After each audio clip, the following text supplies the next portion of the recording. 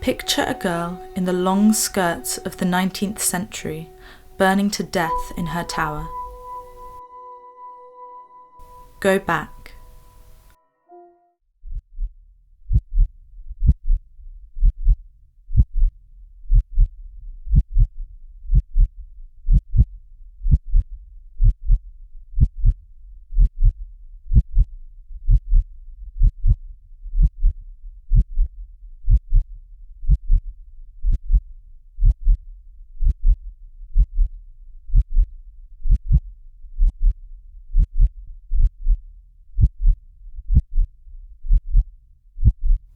Her lungs do not yet fill with smoke.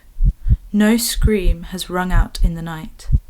She closes her eyes to blurred slits, and the pinprick light of her match is an island with nothing in sight but the sea of darkness around it.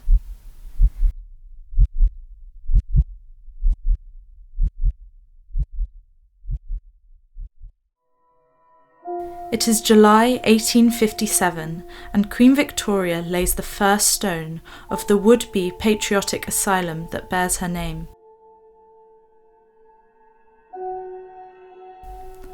That afternoon, 4 carriages had swept out of Buckingham Palace and made their way to Wandsworth Common in South London. The ceremony is grand and airy, the sprawling metropolis less than a decade away from touching the Common. That very same month, 2 years later, the Royal Victoria Patriotic Asylum opens its doors to 300 young girls orphaned by the Crimean War. Tragedy would hit relentlessly. It is July 1844, and Charlotte Jane Bennett, daughter of the drum, is born in Gibraltar to Sergeant John Bennett of the 48th Foot and Anne Rose. The house might not stand without the girl. On her 11th birthday, Charlotte steps through the door and her existence blurs into absence. A life viewed through the wrong side of the window. It is the 6th of January 1862. Charlotte Jane Bennett is 17 and too old for school. The Royal Victoria is preparing her for domestic servitude. It is not her fate. The school chaplain, one Reverend Kirby, places Charlotte in solitary confinement in the lady superintendent's bathroom in the asylum's main tower after a perceived show of ingratitude. She has been left with a dinner and a box of lucifer matches. At 6 o'clock, a scream rings out from the tower during the prayer meeting below.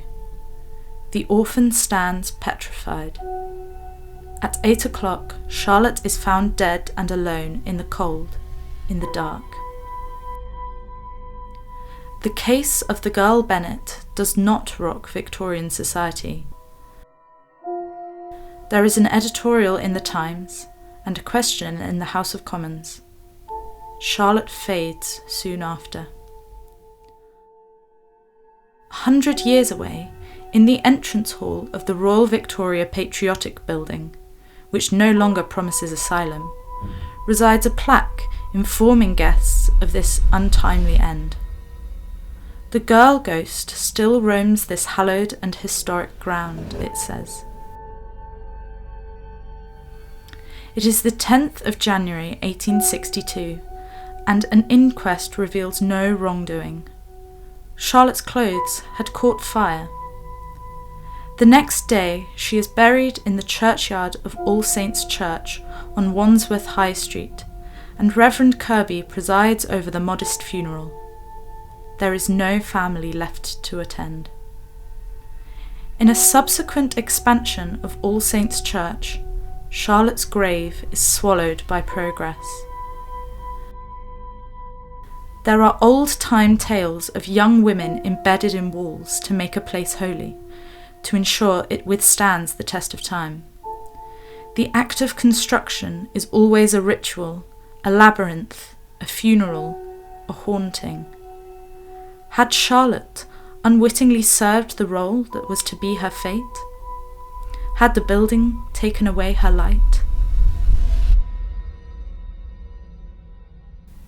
In the years before the charred remains of a girl failed by all that was meant to protect her, the Royal Victoria Patriotic Asylum must have been a sight to behold, without the weight of darkness cutting open the sky. It is 6 o'clock on the 6th of January 1862, and Charlotte Jane Bennett feels warmth for the last time.